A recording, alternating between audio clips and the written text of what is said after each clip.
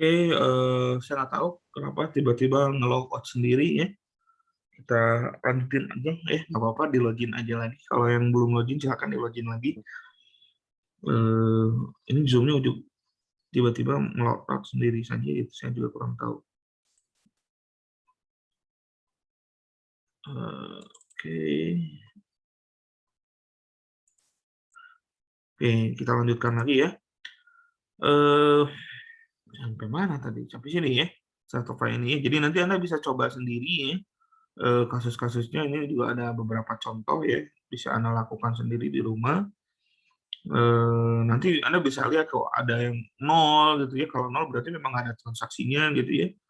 Ada yang isinya ada gitu, tapi terus nanti ini juga transaksinya aneh gitu, pecah-pecah gitu ya. Jadi ada yang kecilnya ada dua, ininya tiba-tiba di tengah ada satu transaksi gitu ya. Nanti ini juga bisa dilihat bisa dilakukan pemeriksaan lebih lanjut ya.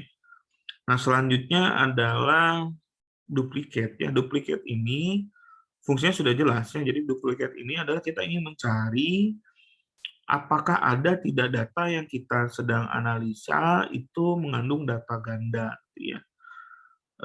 Untuk kasus-kasus yang tidak seharusnya ganda ya, maksudnya gitu ya. Jadi kalau Anda perhatikan di sini kan ada sequence on ya. Sequence on ini berarti tentu nilai kuncinya. Jadi untuk sesuatu yang tidak boleh ganda tentu bisa berhubungan dengan transaksi gitu ya. Misalkan kalau di kasus ini adalah payroll. Nah, payroll ini berarti kan kita menggaji karyawan ya. Apakah ada nggak penggajian yang transaksinya 2 kali misalkan? Atau kalau misalnya kita gunakan kasus lain, misalkan untuk pembelian tadi ya gitu ya, misalkan untuk akun payable, apakah ada nggak nomor transaksi yang sama gitu ya? Nah, jadi sequence on ini selalu untuk nilai kunci. Tapi kita tidak bisa menggunakan untuk nilai kunci yang ada di tabel master. Contohnya misalkan gini, kita ingin melihat apakah ada yang sama nggak kode produknya, tapi kita ceknya di data transaksi pembelian. Pasti yakin akan muncul data yang sama kalau seperti itu. Kenapa, Pak? Karena kan barang bisa dibeli berkali-kali, berulang-ulang untuk barang yang sama, gitu ya. Pasti dalam 1 bulan bisa saja nanti ada barang yang sama, gitu kan. Nah, tapi beda cerita kalau misalkan Anda ngeceknya di data barang, misalkan. Apakah ada nggak nomor barang, nomor kode barang yang sama, gitu. Kalau ada yang sama tentu harus diperbaiki, karena kalau itu sampai masuk ke transaksi, itu akan membingungkan nanti sistemnya, gitu ya. Membingungkan sistemnya, membingungkan nanti proses auditing-nya, gitu ya. Nanti lebih jauh lagi pasti akan bisa dikatakan nanti laporan keuangannya juga tidak tidak apa tidak tidak ya tidak betul lah, tidak valid gitu ya, karena ada transaksi yang mungkin gara-gara data barang yang sama, kodenya sama, terus nanti eh, perhitungannya jadi salah gitu ya. Terus nanti ketika diposting ke buku besar, terus sampai nanti bikin laporan akhirnya juga ikut salah, maka pada akhirnya laporan keuangannya bisa dianggap tidak valid gitu ya. Gitu. Jadi eh, tujuan dari duplikat ini harus kita lihat dulu tabel yang digunakannya apa. Karena nilai kunci itu berlakunya beda-beda. Gitu ya. Kalau nilai kunci di transaksi eh, yang kita lihat adalah harus nilai kunci transaksi itu harus berjenis unik. Tapi kalau nilai kunci dari tabel master yang ada di transaksi, itu maka kemungkinan akan melakukan duplikat. Contoh yang lain, misalkan contoh ini tadi. Misalkan ini transaksi untuk hutang gitu ya, maka pasti saya jamin pasti akan ada vendor yang duplikat. Karena bisa jadi nanti vendor itu 2 kali memberi hutang. Tapi kalau saya cek invoice number ini, nah ini harusnya nggak boleh ada yang sama, gitu ya. Nah, cara ngeceknya kan simpel gitu ya, tinggal kita pilih analyze, pilih duplicate. Nah, sequence on-nya berarti kalau kita pilihnya invoice number, kita memastikan bahwa invoice number ini harusnya nggak boleh ada yang sama. Pak, kalau nanti ada satu transaksi untuk dua vendor gimana ya, tetap harus dibedakan nomor invoice-nya kan gitu ya. Kan nggak boleh digabung seperti itu, walaupun transaksinya misalkan satu satu hari yang sama gitu ya, itu tetap harus dibedakan kan gitu, karena nanti penagihannya kan beda. Nah, misalkan itu, terus kita ingin list field-nya apa, ingin ditampilkannya apa. Misalkan kalau kita ingin mencari transaksi yang sama, maka kita ngecek apakah vendornya sama nggak, produknya sama nggak, misalkan. Kalau misalkan nanti ada yang sama gitu ya, kalau yang tidak ada berarti udah betul, dicatatnya memang nggak ada yang sama. Ya. Oke, terus kita pilih outputnya. Nah, pilih outputnya untuk duplicate ini ada beberapa pilihan ya, ada screen ini ke command log, print ini ke file misalkan maksudnya file yang ada di sini ya, entah PDF entah apa gitu. Kalau file ini langsung nanti dibikin tabel lagi seperti ini. Misal kita coba dulu yang ke screen. Klik OK. Nah, ternyata tidak ada kan gitu ya, 0 data sequence error, 0 data gaps, tidak terdeteksi, duplikatnya adalah 0 berarti ya. Berarti tidak ada masalah ya. Terus kita coba sekarang kalau kita pengen nyari duplikat di vendor. Ini yakin pasti harus ada yang sama harusnya. Tinggal pilih analyze, pilih duplikat lagi ya. Saya minum dulu.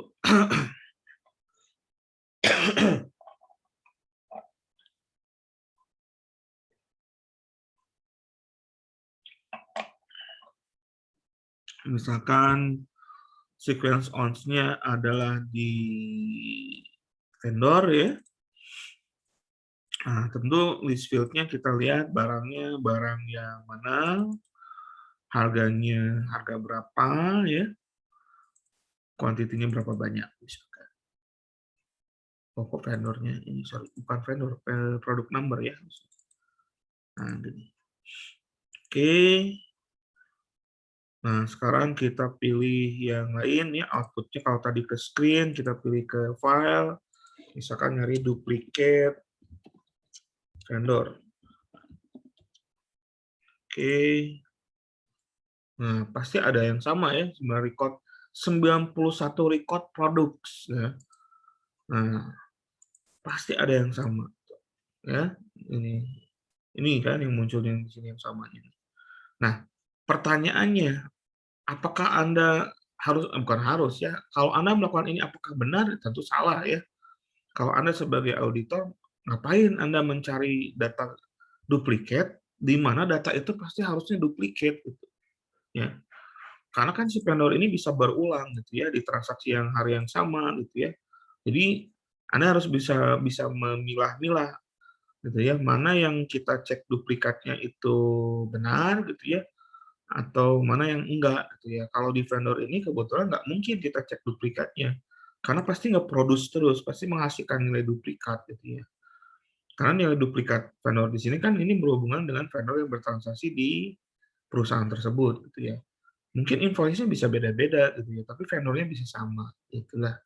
Dan secara simpelnya gitu. Jadi kita harus memilah-milah dulu data yang kita mau cek duplikatnya, field-nya yang mana gitu ya. Nah, misalkan berikutnya saya mau cek untuk payroll gitu ya. Nah, langkahnya sama, kita ambil dulu datanya ya, select lagi. Saya ambil ke tadi yang filenya sisi 5 payroll. Ini juga sama ya, ada record delete-nya, kita rubah dulu misalkannya. Ini saya hapus dulu. Cek number, di sini gross pay, net pay, ini pay date-nya ya, tanggal dibayarnya. Di remove dulu. Ini ini berarti departemennya ya. Nah, kalau dari sini kira-kira kita harus ngeduplikatnya dari apa? Kira-kira. Yuk, silakan di komen. Kira-kira kita ngeduplikatnya dari apa?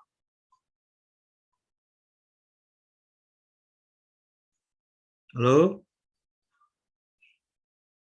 Masih bangun kan? Dari cek Cek nomor. cek Cek nomor. nomor. Cek number. Oke, berarti tidak boleh ada check number yang sama. Hanya dari itu saja?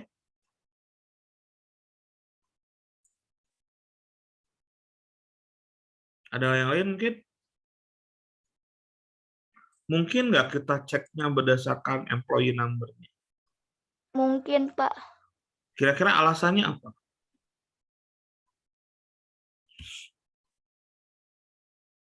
Tujuannya apa? Kira-kira kalau kita ngecek, kalau cek number mungkin lah karena transaksi ya. Masa transaksi ada yang sama gitu ya. Kalau saya ngambil dari employee number, mungkin nggak? Kalau saya ambil dari itu, kalau mungkin, alasannya kira-kira apa? Gitu, saya melakukan itu. Ada yang bisa bantu saya?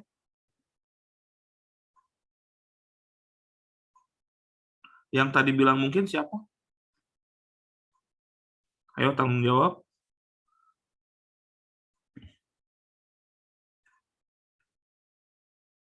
Siapa yang tadi bilang mungkin tadi?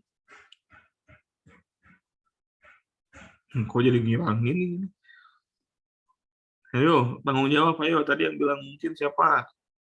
Itu karena itu Pak nomor karyawannya, bukan employee itu. Iya, nomor karyawannya betul. Kenapa kira-kira? Berarti Alasannya apa kalau saya pakai itu? kalau sama berarti ada Dua apa? Dua karyawan yang sama? Jadi paling satu orang menggunakan dua nama, dua Mungkin angka. nggak kejadian kayak gitu. Bisa jadi, Pak. Kenapa?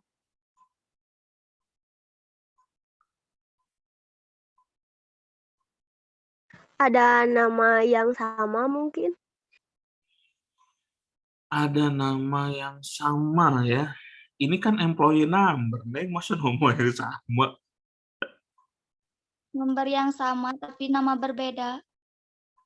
Nomor yang sama, tapi nama berbeda. Wah, kalau itu kejadian berarti oh, itu database-nya ngaco bener ya. Berarti ketika dia masuk pertama kali ke perusahaan kan harus dikasih NIP kan, nomor induk pegawai. Dan ternyata nomor induk pegawainya sama gitu ya maksudnya. Wah, kacau banget itu kalau iya kejadian. Tapi oke lah, itu anggaplah simulasi yang mungkin terjadi gitu ya. Simulasi yang lain yang mungkin yang paling mungkin apa kira-kira? Atau ada alternatif lain nggak kira-kira? Kalau saya memeriksanya, kalau saya memeriksanya employee number-nya untuk yang dicek. Penggaji Ya, Nova, apa? Silakan. kemungkinan penggajian double 2 kali gitu dalam 1 bulan. Pemutiran. Nah, sekarang kalau pertanyaannya gini, saya rubah. Apakah satu orang pegawai boleh nggak digaji double dalam 1 bulan, dalam 1 bulan yang sama? Boleh nggak, Nova, kira-kira? Seharusnya tidak, Pak. Seharusnya tidak ya. Tapi kalau misalkan gini, kalau misalkan anggaplah perusahaannya masih perusahaan yang baru berkembang. Boleh nggak saya mempekerjakan satu orang pegawai, terus pegawai tersebut saya pekerjakan di 2 departemen yang berbeda?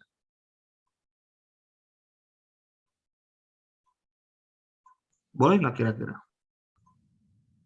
Harusnya nggak boleh, Pak. Tidak. Harusnya nggak boleh ya, harusnya. Berarti harusnya tidak boleh ya. Berarti kita tidak boleh mempekerjakan seorang pegawai di 2 departemen yang berbeda gitu ya. Iya, Pak. Oke. Oke, kita coba cek ya. Nah, siapa tahu ada tuh kasus yang seperti itu ya.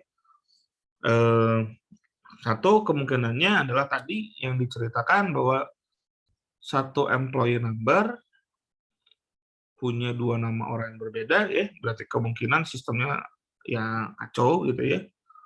Kok bisa sampai kasih nomor number sama gitu ya. Yang kedua tadi, bisa jadi ada satu orang pegawai dengan employee number yang sama, tapi bekerja di 2 departemen yang berbeda, ya. Kalau misalkan, kalau aturan di perusahaan tersebut memperbolehkan gitu ya, berarti sebenarnya tidak masalah, walaupun nanti harus dilihat. Karena kalau, seorang pegawai bekerja di 2 departemen yang berbeda, maka ada apa ya, ada budaya, bukan budaya ya, ada kebiasaan yang bisa kan ada yang namanya istilahnya conflict of interest gitu ya. Jadi ada ya ada kebutuhan yang kemungkinan nanti tadi ya, pengendalian internalnya jadi berkurang ya. Kalau ada seseorang yang bekerja di 2 departemen yang berbeda, apalagi departemen itu saling berhubungan gitu ya, berarti ada kemungkinan, eee, apa namanya, tingkat pengendalian internnya jadinya berkurang. Nah, cara ngeceknya sama seperti tadi ya, kita tinggal pilih analyze ya. Kalau kalau yang cek ini harusnya sih tidak ada yang sama harusnya kalau datanya benar ya. Kita coba cek dulu yang pertama itu dulu. Analyze, pilih duplicate, terus sequence on-nya saya ambil dari ini belum di-delete ya, lupa. Saya delete dulu ya. Ini saya delete dulu.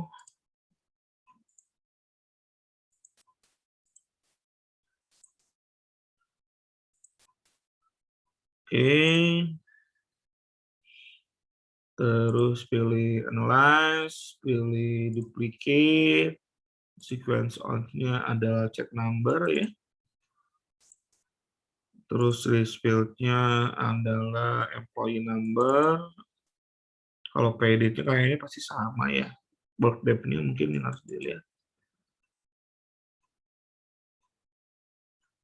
Takutnya ada transaksinya beda. Oh, nggak mungkin sih, transaksi pasti sama. Kita harusnya nggak ada yang sama ya. Misalkan kita ambil inilah 3 gini gitu. Outputnya saya ke screen dulu. Oke. Aman ya, berarti transaksi ininya tidak ada yang sama ya. Nah, sekarang kita mau cek dari sisi employee number-nya. Analyze lagi. Pilih duplicate. Sequence-nya adalah employee number. Terus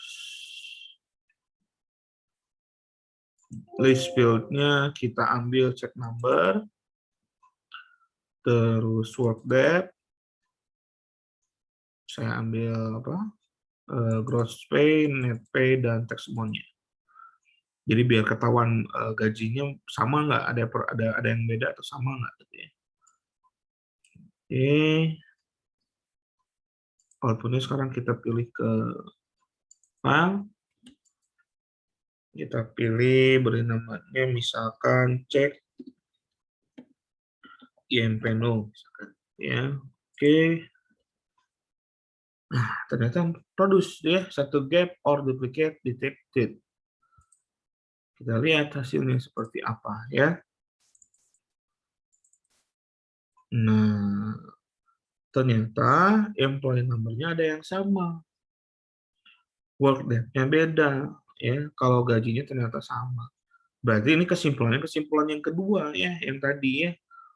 Ini kesimpulannya adalah seorang pegawai bekerja di departemen yang berbeda, digaji dengan nomor cek yang berbeda, ya berarti dia digajinya 2 kali, ya. Berarti ini nggak salah dari sisi penggajiannya, ya. Yang salah adalah dari sisi SPI-nya nantinya, karena ada 2 orang ditempatkan untuk 2 departemen yang berbeda. Kalau dari sisi SPI harus dilihat, departemen ini saling berhubungan nggak? Kalau tidak saling berhubungan sih masih memungkinkan, gitu ya. Tapi apakah orang ini bisa nggak kerja dalam sehari di 2 departemen gini, gitu ya. Cara ngitungnya gimana gitu sampai gajinya nanti sama gini. Nah, itu yang nanti harus dilihat lebih lanjut. Kalau ini di perusahaan banyak yang seperti ini, tentu nanti dari sisi itu, dari pengendalian kurang, kalau memang tujuannya efisiensi, ini bisa nanti balik lagi gini, apakah ini efisiensi maksudnya atau eksploitasi karyawan nanti. Gitu ya. Seorang karyawan digaji dipekerjakan di 2 departemen, kan waktunya kan tidak bertambah ya, jam kerja pasti harus 8 jam, misalkan masuk jam 8 pulang jam 5 gitu ya. Kalau di 2 departemen kan berarti tetap harus dalam 8 jam itu. Kalau dia sampai overtime ya, itu maksudnya ke eksploitasi intinya. Gitu. Ini bisa kita lihat seperti itu. Ya. Makanya kenapa tadi saya tanyakan apakah mungkin kita cek dari sisi itu ya? Mungkin dari employee number. Gitu ya. Tapi akan tidak relevan, oke ya. Akan tidak relevan kalau di sininya ya. Kalau ini payroll-nya adalah bukan payroll per bulan. Ini nggak relevan. Kalau misalkan Anda bikin payroll-nya adalah payroll per 1 tahun, terus Anda cari employee number, itu nggak relevan lagi. Anda bukan buang-buang waktu, Anda melakukan tindakan yang tidak penting gitu ya, karena pasti nanti employee number kan berulang selama 12 kali kan gitu. Nggak akan ketahuan juga nanti. Ketahuan sih, cuman jadi susah gitu ya. Jadi ya sebaiknya dipecah dulu ke bulanan gitu ya. Ini kebetulan karena payroll-nya adalah payroll bulanan, yang bisa kita lakukan seperti tadi. Gitu ya. Itu untuk yang duplicate ya. Jadi kita bisa mencari tahu apakah ada data yang ganda. Cuman hati-hati ya, mencari data ganda itu juga kita harus tepat ya, memilih datanya untuk dicarinya ya. Jangan sampai datanya memang harusnya ganda terus Anda cari ke ganda ya pasti muncul gitu ya. Terus Anda malah jadi bingung gitu ya, kok ganda semua gitu. Itu jadi lebih parah lagi gitu Anda sebagai pemeriksa data gitu ya. Sebagai auditor lah gitu. Nah gitu. Jadi Anda juga harus pilah-pilah dulu data yang mau Anda periksa. Oke, itu untuk duplikatnya ya. Nah, berikut terakhir adalah mengenai ini untuk duplikat. Oh ya, pakai if-nya lupa belum ya. Nah, ini kan tadi duplikatnya tidak pakai if ya. Nah, kalau sekarang yang pakai if berarti tinggal kita cek aja dari sini ya. Ini kan tadi udah muncul kan dari ujung. Nah, sekarang kita coba cari apakah ada nggak di departemen yang sama, karyawan yang sama misalkan. Tapi karena ini udah muncul sih sebenarnya harusnya nggak ada ya. Tapi intinya sih pengen kita cek saja lah, kita coba ini aja. Misalkan saya pilih duplicate, sequence on-nya adalah sama seperti tadi ya, employee number. Terus ini saya masukkan gross pay, net pay, tax amount-nya. Nah, cuman sekarang saya masukkan work date-nya nih ya. Work date-nya, sorry. Ini saya buka dulu, saya nggak hafal work date-nya. Ini ya.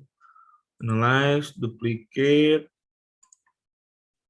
sequence on-nya, employee number. Ininya gross pay, net pay, pay date. If-nya adalah work date ya. Work date-nya misalkan saya cari untuk E21 misalkan. E21 ya. Ini work date E21. Oke. Oke, sorry, ini ke sini aja ya, ke sering aja ya, biasa nggak usah dinamain. Oke, ternyata tidak ada ya. No data sequence detected, no data duplicate detected. Cuman yang dilihatnya adalah dari 44 data cuma 8 data saja gitu ya. Dan tidak ditemukan. Nah, gitu. Jadi Anda juga bisa pakai if juga gitu ya di duplicate ya. Jadi kalau misalnya Anda mau ngecek berdasarkan departemennya caranya seperti tadi. Nah, berikutnya adalah histogram ya. Histogram ini pada dasarnya adalah untuk menampilkan grafik ya. Untuk menampilkan grafik dan syaratnya sama. Kita harus menentukan nilai minimum dan nilai maksimumnya ya. Jadi di histogram tuh kita juga harus nilai minimum karena di histogram juga nanti kita bisa tentukan intervalnya, tentukan nilai pasnya juga bebas atau enggak ya. Nah, sebagai contoh di sini yang kita gunakan filenya adalah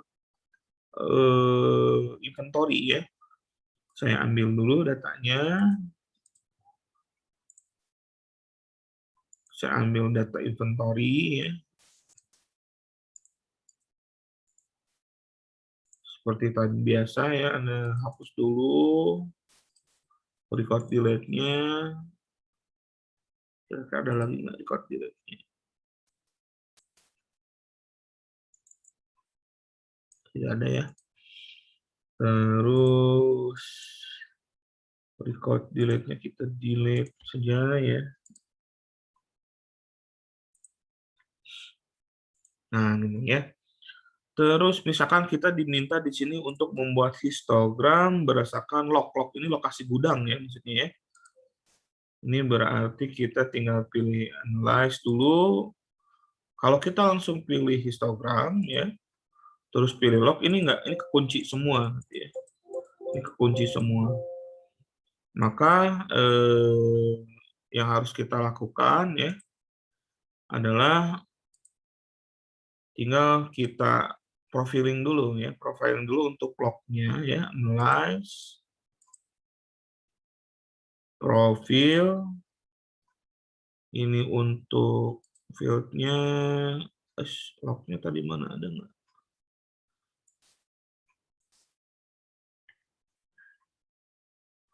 Oh, lognya bukan number ya, profiling, jadi nggak bisa log. Oke, yang mana nih? Atau yang tadi? Nah, ini log doang di sini.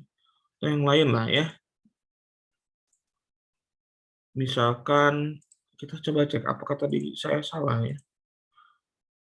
Histogram, kalau kita pilih yang lain muncul nggak? Nah, minimumnya masih kosong tapi ya. Histogram on-nya misalkan ya, quantity number misalkan. Ininya minimum maksimumnya kosong. Ya. Atau ya kosong ya. Jadi kita harus tentukan dulu. Jadi intinya histogram ini kalau kita pengen menentukan nilai minimum maksimumnya, ini kan kalau untuk datanya adalah data number ya. Maka kita harus lakukan profiling dulu. Tapi kalau misalkan kita ngambil data yang non number gitu ya, ini nggak perlu nilai ini ya. Tapi sebenarnya ini bisa muncul kan tadi ya seperti ini kan. Nah, ini cuman ini berarti record ya, jumlah record dalam log tersebut. Log 01 recordnya ada sekitar 11 sampai sekian gitu ya. Log 02 sekian gitu ya, berapa nih? Sekitar 50 sekian dan seterusnya ya. Kalau ini kita menggunakan tipe datanya yang bukan numerik, jadi kita nggak perlu cari nilai minimum dan nilai maksimum ya. Nah, tapi ketika kita pengen menghistogramkan nilai numerik ya, nilai numerik mana tadi histogram ya, nilai numerik misalkan kita pengen nyari quantity on hand-nya gitu ya, maka mau tidak mau harus di profiling dulu gitu ya, agar nilai minimum nilai maksimumnya muncul ya. Nanti intervalnya sih terserah Anda menentukannya seperti apa gitu ya. Nah, anggaplah quantity on hand-nya saya profiling dulu. Quantity on hand, pilih analyze, pilih profiling ya, profile, udah muncul. Baru sekarang saya pilih histogram. Terus saya pilih quantity on hand. Udah muncul ya. Ini quantity on hand-nya udah muncul, nanti intervalnya Anda tentukan sendiri ya, bebas ya. Ketika klik, nah hasilnya seperti ini. Atau misalkan kita juga pengen bikin histogramnya dari quantity on-nya berdasarkan log gitu ya, log tertentu gitu ya. Kan tadi ada beberapa log, misalkan lognya log 004 misalkan. Untuk menghitung quantity on hand-nya gitu ya. Nah, berarti tinggal pilih analyze, pilih histogram. Histogram on-nya adalah quantity on hand. Ini cluster intervalnya saya biarkan saja ya. Atau saya mau rubah juga boleh. Sekarang kita coba yang rubah saja lah. Misalkan berapa nih, dari 100 lah ya, 100, 500, 1000, 1500, 2000, 2500, berapa nih, 1, 2, 3, 4, 5, 6, 7, 3000 ya, 8-nya 4, 3500, misalnya ini intervalnya 500 ya, berarti ya 4000 lah. Terus kita tinggal pilih lognya sama dengan 04. Terus kita beri nama misalkan log 4 misalkan ya. Oke. Nah, ini data untuk yang transaksi yang tadi, intervalnya tadi aneh juga ya. Nah, di sini jadi seperti ini. Cuman ini untuk log yang 04 ya. Nah, ini untuk hanya log 4 saja. Ya, dari 152 ada ditemukan 22 barang ya di log 4 dengan kuantitinya sebarannya seperti inilah, intinya sih itu. Nah, itu tujuan dari membuat histogram ya. Kita bisa membuat grafik-grafik ya, infografik gitu ya. Oh ya, histogramnya sendiri bisa dirubah-rubah, nanti grafiknya ya, tinggal saya ulangi lagi, analyze. Nah, ini ya. Ini kan apa namanya? Batang ya, bar ya. Ini bisa Anda rubah ya. Grafiknya bisa Anda rubah. Mana ya? Ini bisa di sini. Kok nggak ada? Nah, ini. Sorry. Bisa pie ya. Bisa juga line dan seterusnya ya. Anda bisa ini 3D, ini 2D. Ini nggak aktif ya. Ini ya, dia masih lebih lengkap di Excel sih kalau dilihat dari sini ya. Nah, itu untuk yang histogram ya. Jadi pembahasannya untuk hari ini sampai histogram dulu. Ada pertanyaan dulu, silakan.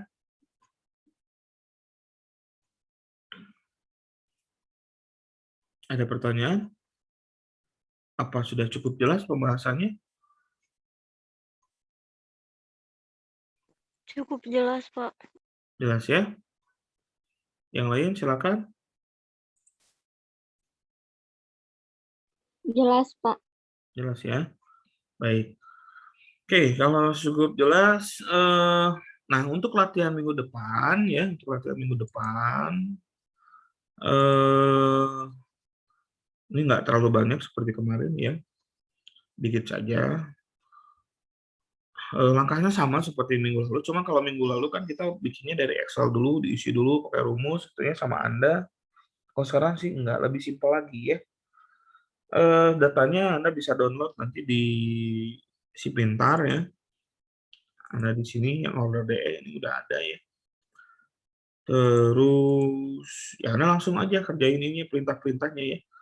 Jadi berdasarkan order DE DBF yang dijadikan pattern nosi, lakukan statistik untuk melakukan data analisa, mungkinnya bukan data statistik.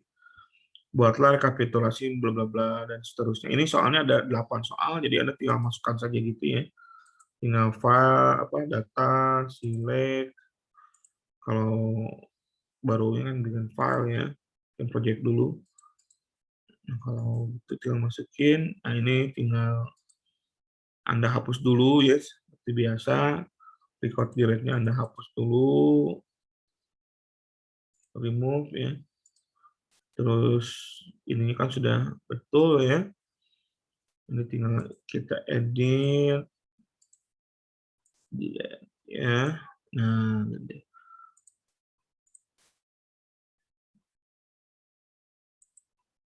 Oke, nah kalau datanya sudah tampil seperti ini ya. Nah, baru oh ya, Mungkin ini agak membingungkan ya, karena komanya kebanyakan ya. Nah, kalau mau dihilangkan komanya, Anda tinggal edit dulu satu-satu ya. Anda edit dulu satu-satu, misalkan ini gitu ya. Ini komanya cuma 2 saja lah, nggak usah sampai ke 5 gitu ya. Ini 2. Terus yang ini ada komanya nggak? Atau kita samain aja 2 semuanya gitu ya, komanya 2 semua. 2.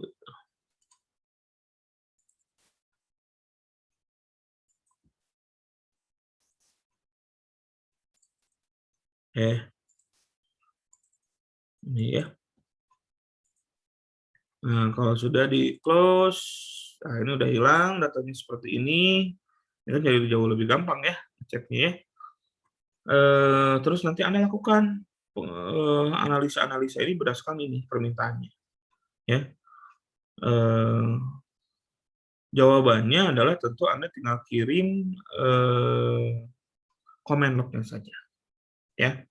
Comment log-nya saja, kirimkan dalam bentuk PDF. Oke. Ada pertanyaan dulu untuk latihan minggu depan? Minggu ini?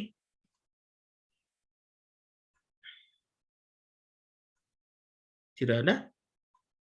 Jelas ya? Tidak ada, Pak. Oke. Deadline-nya kapan, Pak? Nah, deadline-nya kapan? 2 hari cukup? Tidak, Pak. Oh, tidak. Berapa hari? 3 hari lagi?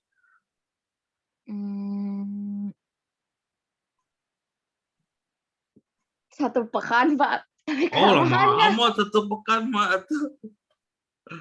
1 pekan mah berarti minggu depan gitu? Ya, 3 hari. Kelamaan atuh, Neng. Ya, terlalu lama lah. Minggu depan mah berapa? 6 hari berarti tanggal 8 gitu? Lamaan atuh. Soalnya juga cuma 8 soal ya. Nah, 3 banyak. hari, Pak. Hari Minggu aja ya. Tuh, cukup lah ya. Ya, sambil nyeblak lah ngerjainnya ya. Atau sambil makan cilok lah. Bisa lah ngerjainnya ya. 3 hari cukup ya? Deal ya? Iya, Pak. Atau kelamaan? Soalnya dikit soalnya ini daripada minggu lalu ini. 3 hari aja, Pak. Udah. Oke, kalau gitu ya, 3 hari. Padahal soalnya udah saya kurangi ini ya.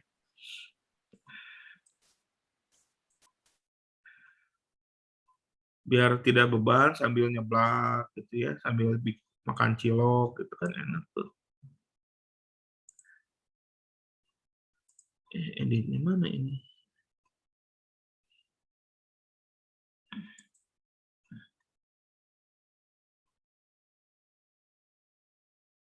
Oh, role-nya masih student ya. Normal dulu. Oke, pengumpulannya berarti tanggal 4 ya, tanggal 4 jam 12 ya. Sempat tak sempat harus dikirim ya. Baik, Pak.